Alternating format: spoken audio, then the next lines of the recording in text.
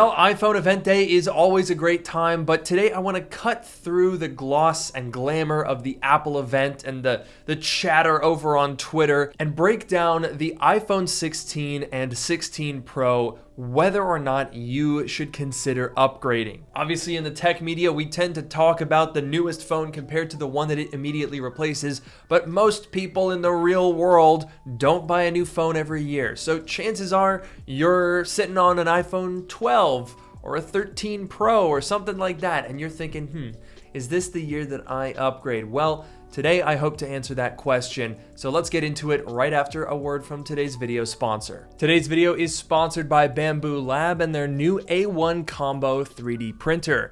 At an exceptional $500 price point, it offers outstanding print quality and volume, and it's the only mature multicolor printing solution in this price range. A1 Combo has automatic calibration, smart monitoring, and one-click printing through MakerWorld, making it perfect for beginners and professionals to get super duper high quality prints. It is seriously ridiculous how easy to use this printer is. Bamboo Lab printers connect wirelessly to their powerful application Bamboo Studio, which is super duper easy to set up and has a ton of options for configurability. They make everything super easy to understand, so you can browse, download, and manipulate 3D models extremely easily. And their platform MakerWorld also provides a ton of support for your builds. Then wirelessly and with a single click, send it over to A1 to start printing. And with A1 Combo, you can work with up to 4 different colors at once. The quad spool stand easily connects to the nozzle, and when starting your print, just select the different colors for each part, and A1 handles the rest, expertly switching between colors for this absolutely perfect line. It was seriously crazy to watch this happen in person, and the quality of the print is outstanding. There is no other printer at this price range that offers multicolor 3D printing, so that is an absolutely ridiculous value. And it's so precise, you can actually 3D print a phone case that fits perfectly. The A1 Combo is the best choice for a precise, fast, and easy to use 3D printer. To learn more and purchase your A1 Combo today, check out the links in the description down below. A big thanks to Bamboo Lab for sponsoring, and now let's get back to the video. So let's not waste any time, we'll get straight into it with the iPhone 16, and this year we have the closest to a redesign that the regular iPhone has seen since the iPhone 12. And of course, redesign is a bit of a strong word there. They rearranged the camera design. It's no longer a square. We now have little ovally guy. I don't know. It kind of reminds me of the iPhone 10 in the best possible way, and the new colors are phenomenal. Seriously, that blue is jaw-dropping, and I wish that I could get it on everything. I'd even paint myself that blue. But what's really important is under the hood, and I think the iPhone 16 is probably the more significant upgrade between the regular and the Pro series. For one, there's Apple Intelligence. Kind of wild that the one-year-old iPhone 15 doesn't get that, but apparently it's because Apple Intelligence needs 8 gigabytes of RAM, which we now get with the other new thing, the A18 chip. The iPhone 16 is jumping the A17 generation completely in favor of this new chip, which has a more powerful CPU and GPU,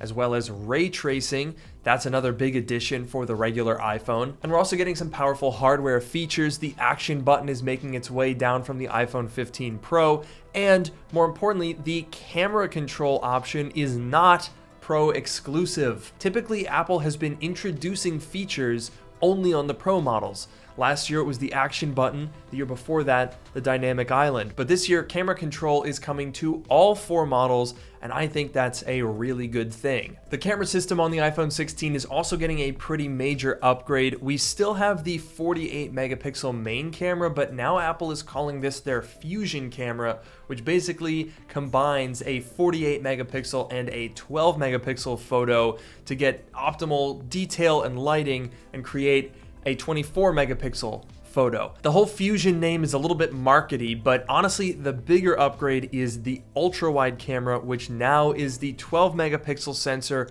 with autofocus. Previous regular iPhones have actually had fixed focus ultra-wide cameras, so this is a pretty nice update for those of you who like the ultra-wide, which probably should be all of you because the ultra-wide is fantastic. And that also means you can now do macro mode on the regular iPhone. Plus, the new camera arrangement means you can now shoot spatial photos and videos on the regular iPhone as well. It also seems Apple's audio team have been hard at work because they talked about this new feature for wind noise reduction on the iPhone 16. But what they didn't talk about was that the audio mix feature that they described for the 16 Pro is also coming to the regular iPhone 16. So that's just like a fun little tidbit that they didn't even talk about. So when you look at the iPhone 16 altogether, this is actually a really big update. I know a lot of people tend to look at the newest iPhone every single year and say, oh, they made the camera a little bit better and it's a new color and, you know, who actually cares? But when you dig down, even compared to the iPhone 15, this is a big update. You're getting an improved main sensor, you're getting the ultra-wide camera passed down from the iPhone 15 Pro, which allows macro mode, autofocus, better nighttime photography, spatial photos and videos. Plus, you're getting the increased efficiency of the A18 chip, a larger battery with several hours more battery life. You're getting Apple Intelligence, you're getting improved microphones and audio mixing, and you're getting the new camera control plus the action button. That's a pretty solid update overall, and I think if you have any regular iPhone and you looked at that iPhone 16 in that beautiful new blue or that teal color and you thought, that is tempting, I hereby give you my permission to go out and upgrade. That's right, the iPhone 16 has the extremely coveted and definitely not at all made up on the spot seal of Luke Miani approval. But now let's shift gears to the iPhone 16 Pro. This is a little bit more of a complicated equation because, in my opinion, from what I've distilled down to the actually important features, it's a little bit less of an upgrade than last year's iPhone 15 Pro was, in my opinion. However, I am still very excited for it, and I'll explain why. There's four main aspects of the iPhone 16 Pro that I think really sell it for me. Number one is the larger display with thinner bezels. That just kind of goes without saying. It looks better, you get a bit more screen real estate, and the device itself is barely any bigger. The second big feature is the camera control button. I'm extremely excited about that. We'll dive into that in a bit more detail in just a second.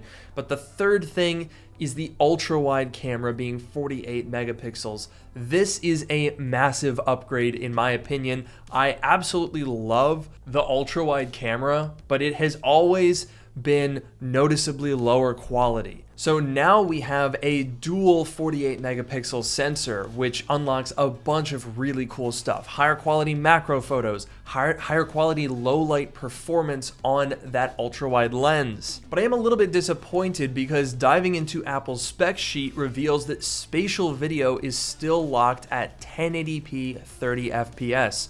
I and a lot of other people kind of assumed that if you're shooting with this dual 48 megapixel setup that maybe we could bump that up to 4K. But the fourth feature, and the one that I'm arguably the most excited about, as boring as it is battery life. Now, we've heard rumors leading up to this event about a stacked battery design that Apple was supposedly going to implement, and they didn't talk about that directly. If you look at the keynote, it does seem like the battery has a metal enclosure, which we heard about in the rumors, but when talking about the actual improvements, they just said, battery optimizations, larger batteries, advanced power management, and the remarkable efficiency of Apple Silicon provide fantastic battery life. What does that even really mean? But apparently the results speak for themselves, as the iPhone 16 Pro Max is boasting the longest battery life on any iPhone ever. We're jumping from 29 to 33 hours of video playback. We're also gaining 4 hours of streamed video playback and 10 hours of audio playback. Now, obviously, real-world battery usage is going to be different because I know absolutely zero people who get 29 hours of battery life on their iPhone 15 Pro Max. But as a percentage, these numbers are around 15% better. So Would a 15% improvement in battery life be significant to you? But given that the iPhone 15 Pro Max was only rated 1 hour better than the 13 Pro Max at the very bare minimum, we can expect that the year-over-year improvement in battery life is going to be something, literally something, anything, please. But now let's talk cameras. This is a big one, and it's also a polarizing one because every time I talk about iPhone cameras, I know that people are going to say, well, I don't really care about that. But whether you only use your iPhone's Pro cameras for casual videos and photos, or if you're shooting a The Weeknd music video, there are updates for everyone here. Number one is, of course,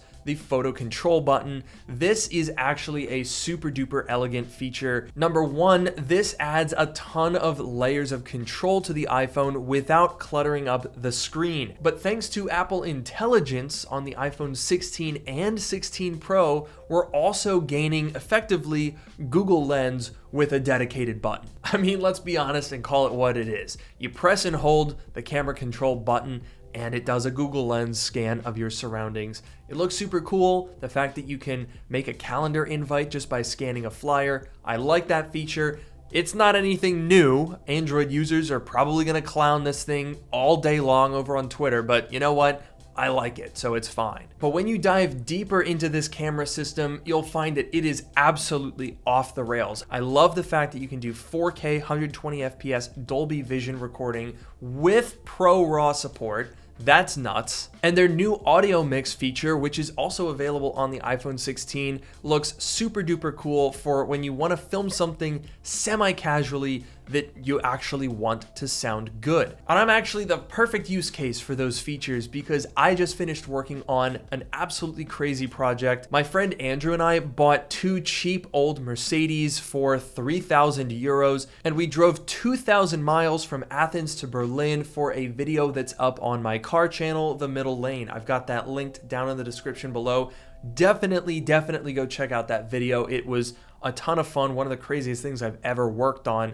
But I shot a very large portion of that video on iPhone. So being able to quickly and casually whip out your phone, get some impressive high quality videos out of that 48 megapixel camera, and especially now that 48 megapixel ultra wide, plus 4 studio quality microphones, these are all features that have me kind of going, this is very useful for future projects like that. So when you compare the iPhone 16 to the 16 Pro, I think those models are remaining fairly distinct despite the fact that they are sharing features more than they ever have. They now share the action button, the camera control button, the 48 megapixel main camera, and Apple Intelligence compatibility. But despite those similarities, I think they're different enough that you can justify getting the 16 instead of the 16 Pro or vice versa. And I know the gut reaction of a lot of people is going to be, well, you know, the rumors are that the iPhone 17 is the one to wait for. But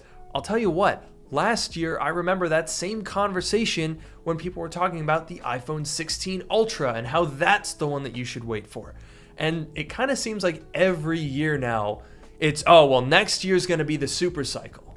And I think we have to realize that the reality of the modern smartphone world is that the super cycle is dead. As much as we, the consumer, love a generation of phone that is so good and so exciting and so different that it just causes this avalanche of people upgrading to it, companies see that a very different way because their thought is, oh crap, now next year's phone has to be better or we're gonna lose sales and our stock price is gonna go down. So the new meta is to give each year a centerpiece feature: ProMotion, Dynamic Island, Titanium, and now camera control, and let that kind of shape the narrative with some supporting features and a nice new color. That's the recipe.